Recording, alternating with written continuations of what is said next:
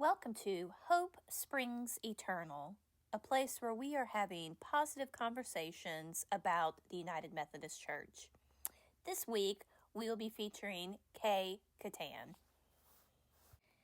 Kay is the founder of U Unlimited, Marketplace Multipliers, The Greatest Expedition, and co-founder of Creation Incubator. She is also an accredited professional certified coach with the International Coaching Federation, a certified Path 1 coach, and past faculty member at Coaching for Clergy. As a passionate layperson, she has a banking background and has been a business owner for more than 25 years. Kay has served as a church developer for conferences and worked with hundreds of churches, thousands of church leaders, multiple conferences, and dozens of judiciary leaders from across the country for more than a decade.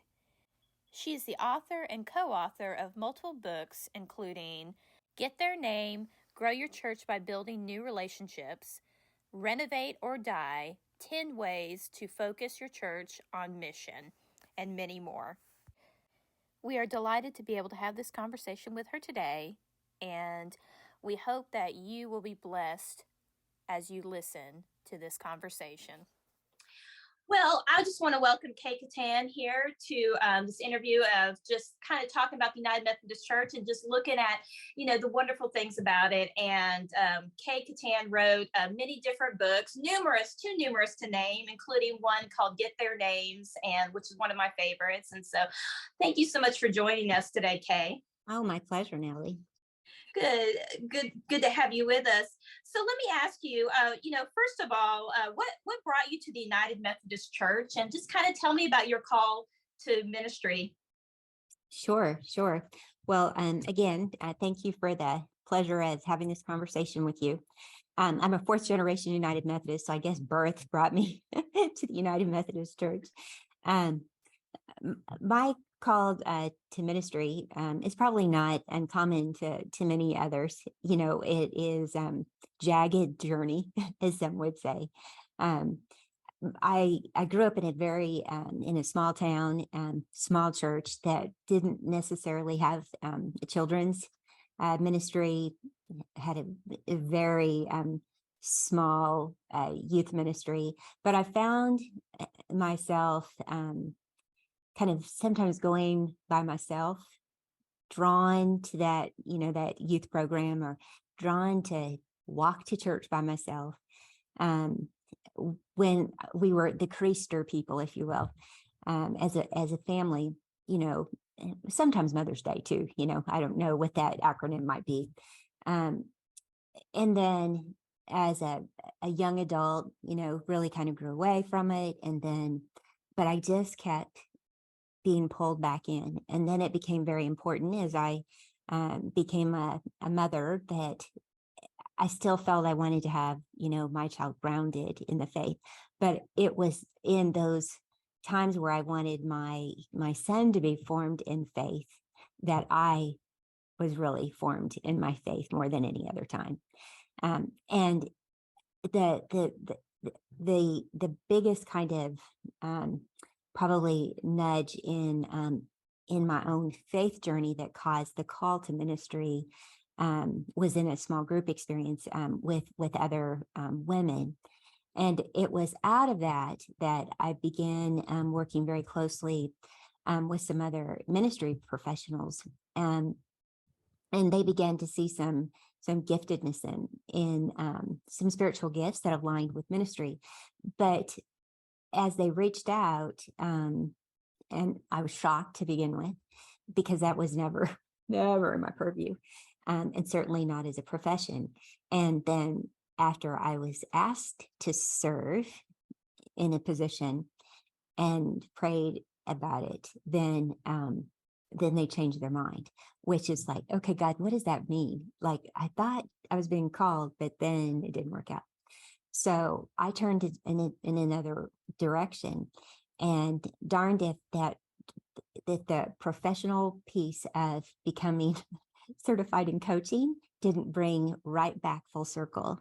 And it was through my corporate experience added with the coaching profession. It's like, that's how I'm going to use you in the church, is because as the Apex model would tell you, as a prophet,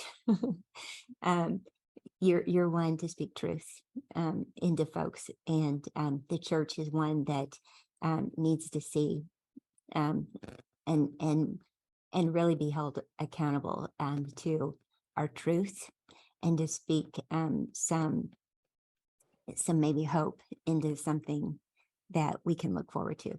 So it's not necessarily something that's unlike a lot of others, but maybe it has some twists that are a little different than some. Wonderful. So what do you love about the United Methodist Church? And the Methodist Church is going through such a transition right now. What do you love about the United Methodist Church, and why are you staying? Mm-hmm.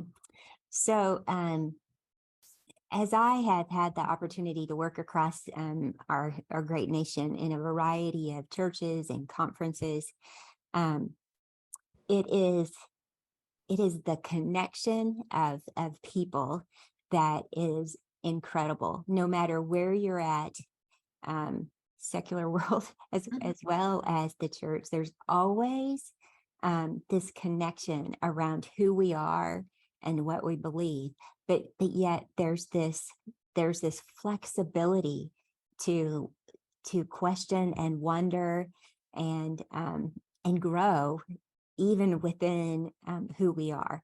And so it's this bigger tribe that we belong to, and our connection to that, and that I can be anywhere and know that if I have some sort of issue, trouble, whatever state, conference, district, that I know there's somebody you can reach out to, but then also that I could be in this place where I could also have deep spiritual conversations and not necessarily think in the exact same way as my brother or sister, and it'd be okay. And I think that's the beauty of who we are as Methodists. Absolutely. So, as we've been talking about, the church is moving through this transition. So what is your hope for the future for the United Methodist Church? Well, yeah, we're going through transitions on many different levels. I think that God's up to something really different, really cool, something that it's almost like this is such an opportunity. As I wrote about in being the church in the post-pandemic world, I can't tell you the number of times that I said this, and it's Albert Einstein's quote of in every disaster there's a silver lining, and I didn't say that quite right, but so there's an opportunity in everything. And so rather than seeing the pandemic, our issues that are going on that are causing division, our issues going on in our nation, there is a silver lining in every crisis is an opportunity, is the true quote there. We're at a time where there's opportunity, and God's up to something new, and it's shaken the church. But I think that the church needed to be shaken, to tell you the truth, Natalie, because what we were doing wasn't working well. Let's just be honest. We have been in decline basically since we became United Methodist in 1968. And so I see this as a great opportunity for us to say, all right, friends, our world is changing around us. And it doesn't mean we change what we believe, but we are called to change how we go about sharing the good news with other people. And we can't be so mired down in how we've always done it if it keeps people from hearing what it is that we're called to share. Absolutely. So it's just a time of great opportunity, and so many are seeing it as woe is me instead of opportunity. And you talk, you mentioned about, just the what was me, the discouragement and everything. So if a clergy, and I know you do clergy coaching, but, as a laity, you interact with a lot of laity as well. What would be one word of encouragement you could give people, whether they're clergy or laity, during this time? Mm. When Wesley first came to America and started spreading, it was a movement, right? It wasn't an institution then. Um, and I see this as the same opportunity.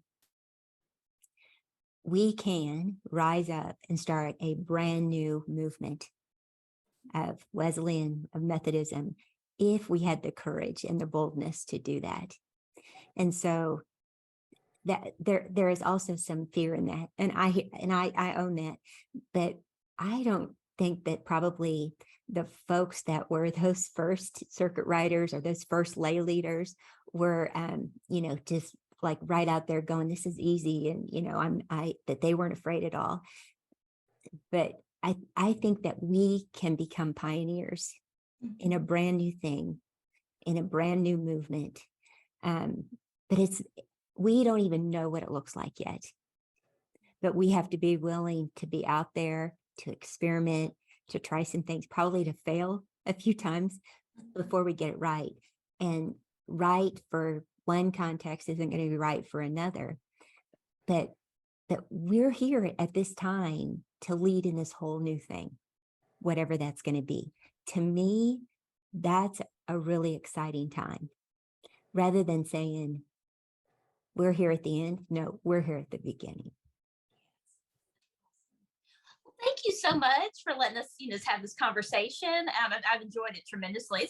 It's been encouraging to me, and I want to thank you so much. And like I said, I appreciate you just taking some time to do this. Absolutely. Thank you.